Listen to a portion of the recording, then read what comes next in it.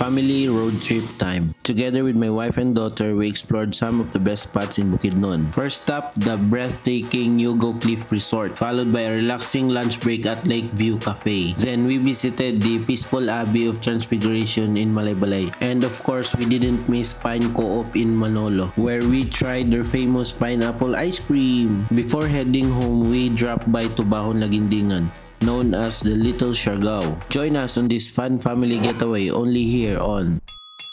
Maaga nga pala kami nagising para mag-travel papuntang Malaybalay City, Bukidnon. Since holiday naman ang October 31, we grabbed the opportunity para bisitahin ang puntod ng aking mama. Huminto pala kami dito para mamili ng pasalubong. So guys, mamili pala kami ng fish cracker. Since along the way naman, bumili kami ng sikat na buko pie dito sa Linamon, Lanao del Norte. Additional pasalubong. At nang papasok na kami sa Iligan City, naabutan kami ng mahabang traffic. At dahil gutom na rin, bumili na kami ng breakfast. Sa loob ng sasakyan na nga pala kami kumain at pagkatapos nun ay tuloy-tuloy na ang biyahe hanggang sa makarating kami ng Bukidnon. Okay. Disinfect guys.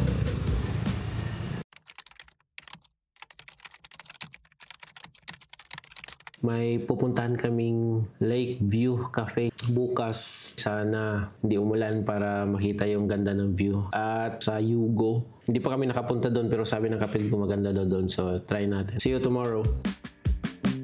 Dito tayo ngayon sa Yugo Cliff, Valencia City, Bukidnon. So, bali guys, ang entrance fee na dito is 50 pesos. Ang Yugo Cliff ay perfect sa mga mahilig mag-camping. Meron ding overnight room. Maganda, malamig ang lugar. Meron din silang swimming pool kung gusto mo maligo. At kapag maaga ka nagising, makikita mo yung sea of clouds. At sa mga nagtatanong ng rates, ipopost ko na lang sa comment section. Meron din silang tindahan kung balak mo magkape at mag-breakfast.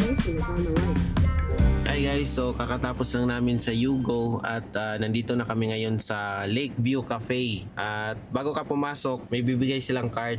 This is 300 pesos and then 200 of it which will be consumable sa food. At free parking na daw, kasali na ang viewing sa lake. So yun.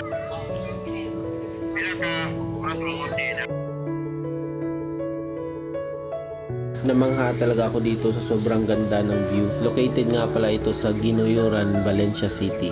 Ang nakikita nyo palang lake dyan guys ay ang Lake Apo.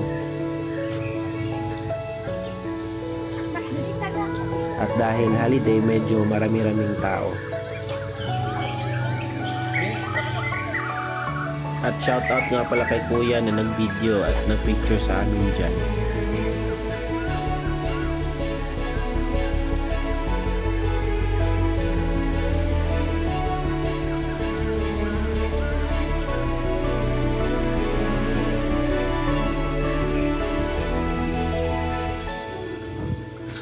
Let's buy some food. Are you hungry? Okay. At pagkatapos namin nag-picture-picture ay dumiretso na kami dito sa cafe nila para umorder ng lunch. Uy, in fairness guys, masasarap yung pagkain nila. Sulit na sulit yung bayad mo.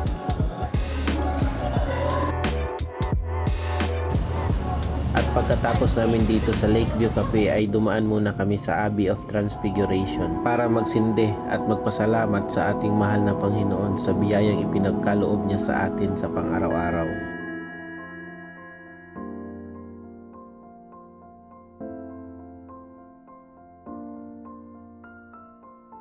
After namin sa Abbey of Transfiguration ay dumiretso kami dito sa Manolo Fortich para bumili at tikman ang kanilang sikat na pineapple ice cream.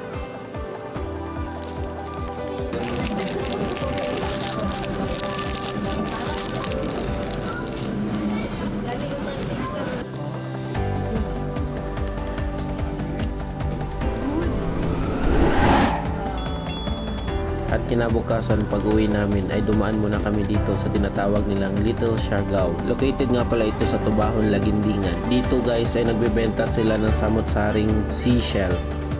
Magandang lugar ito para tambayan at mag-relax.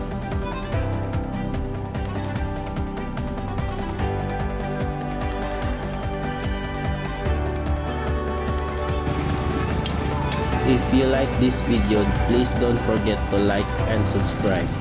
See you on my next vlog.